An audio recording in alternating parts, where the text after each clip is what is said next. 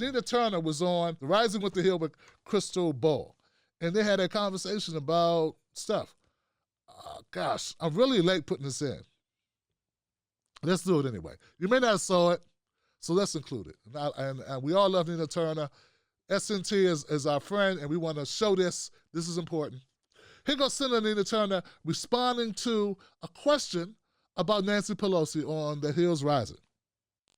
Potential concessions. Do you think that using tools like being willing to withhold your vote for Speaker of the House, Nancy Pelosi, should be on the table?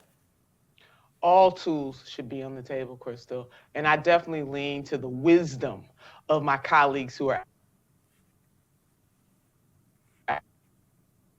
when it comes to the level of suffering that people are feeling, I mean, real pain, eviction, being food insecure. People in my district experience that just like other people all across this country. This is real. This is no time to play games. This is time to use the full force and weight of the people's power to serve them. This is about service. And so often people forget that those positions are about service, that when we are blessed enough to hold that power for however long we hold it, we are holding the people's power and should always do their bidding. And that measure should be based on those who are suffering the most. So all tools should be on the table.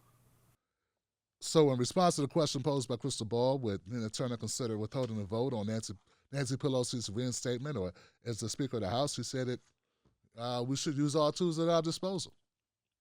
Any leverage we can use, we should use it for the people. So there goes the answer to your question. I know it's not yes. It's not no. But it is an answer that I think applies. And I can agree with it. I can agree to use all measures. But I like something that Nina Turner said here, and it's important. It's important. I just want to say, guys, Nina Turner helps crystallize, in my mind, how this should be addressed, okay? And maybe I didn't do a really great job of saying it, but I want to say it this way. Nina Turner says the people that come to Congress are there to do the bidding of the people. We all know that. And I think most of us think that.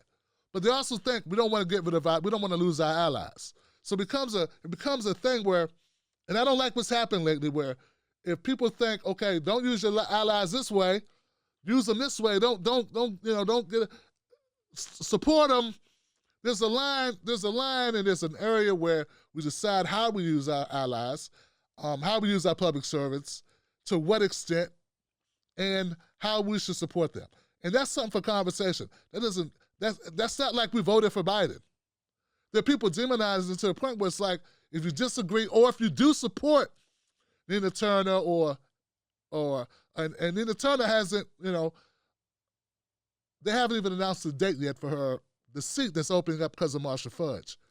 If she's going to get appointed to a HUD or not in the Biden administration. We don't know. So this is all hypothetical when we talk about Nina and the vote for Pelosi or no vote for Pelosi. Here's the deal. This is my thing. I appreciate Nina Turner elucidating on this issue because it gives us all something more to think about. People go to Congress to fight for what the constituents want. If that means you become a one-term congressperson, or if that means that you're not assigned to committee groups, or in other powerful positions, so be it.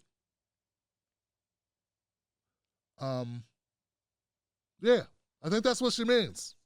Now, she didn't say that, so don't put words in her mouth, but that's what I'm getting from it. And maybe that's something we should think about.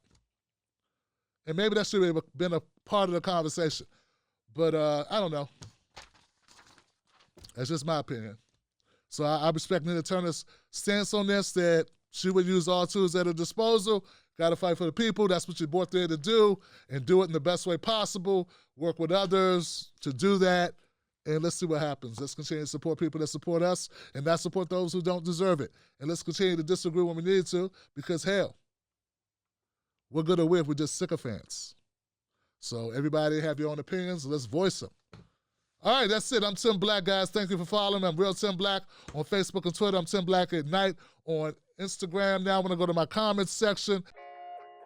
Let me ask you something. Do they know us? When I say they, I mean the talking heads on cable news. Do they know you? I mean, they talk about the world as if it's a sport.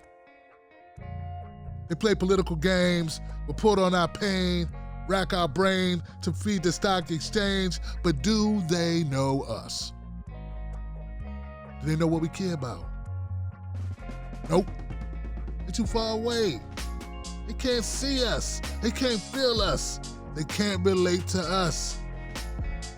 See, when you want to know what's going on in your world, trust someone who lives in your world. Subscribe.